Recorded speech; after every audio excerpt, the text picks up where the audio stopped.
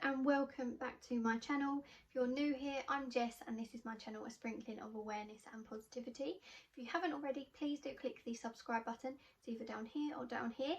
On Wednesdays I bring you positive videos and on Sundays I bring you awareness videos. And today I'm talking to you about white coat syndrome. So be sure to stick with me to find out what that is.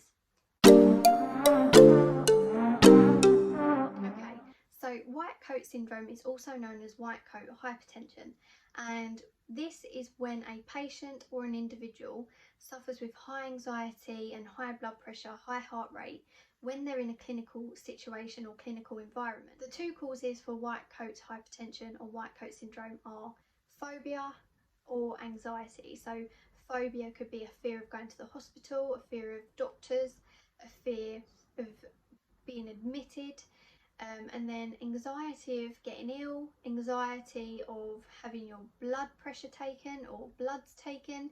So there is many reasons why someone may feel this way or suffer with white coat syndrome / white coat hypertension. When I'm in that kind of situation, prime example was back in, I think it was beginning of March, before all of this coronavirus situation, and basically my hands were very shaky. I get really sweaty hands and I just feel so anxious, so anxious.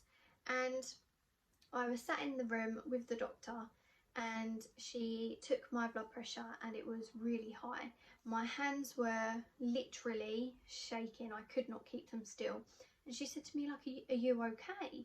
I said, I feel really anxious. That week I posted this experience on a sepsis forum, and another survivor reached out to me and she said she has been feeling the same way whenever she goes into a hospital or a doctor's surgery, that she feels high anxiety and her blood pressure is always higher than in any other situation.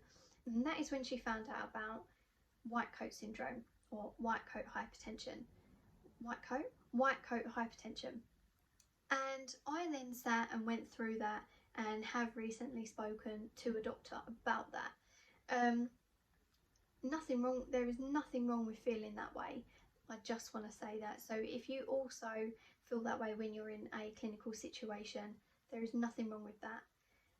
And it is very common, so don't think that you're on your own. I personally think that I feel that way because of my health background.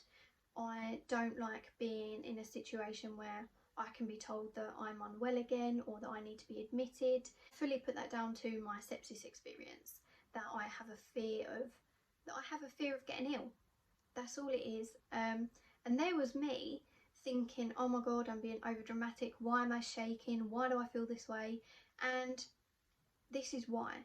So for me it just made total sense. And there's things that you can do prior to going to appointments. I've got a few top tips that I use when I'm in that situation, and my first one is to drink water.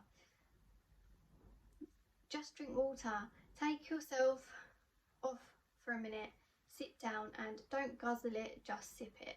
My second tip is, if you feel this way when you're sitting in a waiting room or the room with the doctor and your anxiety is really high, take yourself out of the situation for a moment, take yourself somewhere quiet, sit down and do some breathing exercises. An exercise that I use when I'm feeling that way about being in a hospital or a doctor's surgery is breathe in for 4, breathe out for 4.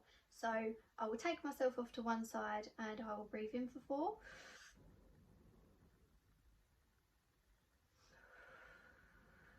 Just like so, you get my drift. And that breathing exercise is one that works really well for me.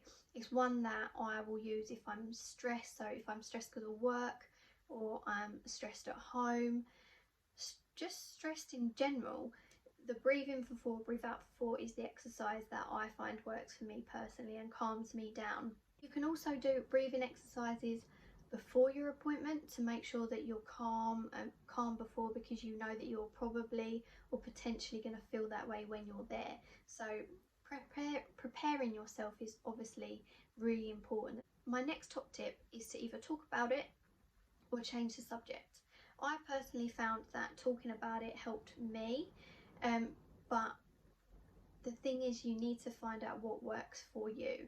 So if you are feeling this way, you can either talk to your doctor about it when you're there in that situation, or change the subject. Take your mind off of it and onto something else. I read this one online, and I'm going to Google why. So if someone's watching this and you know the answer, please comment below. Is to eat a banana. I can't say I've tried that one, but to eat a banana is one. So yeah, I haven't tried. I hope this video has been extremely helpful, and I know this is a very short video. I did intend to keep it very short this time. But thank you for watching, and if there is any awareness videos that you do want me to touch on and to raise awareness about, please do comment below and I will look into it for you, and I will raise awareness about any chosen topics that you think need to be spoken about. So once again, thank you for watching, and if you haven't already, please be sure to click the subscribe button, and I will see you back here on Wednesday.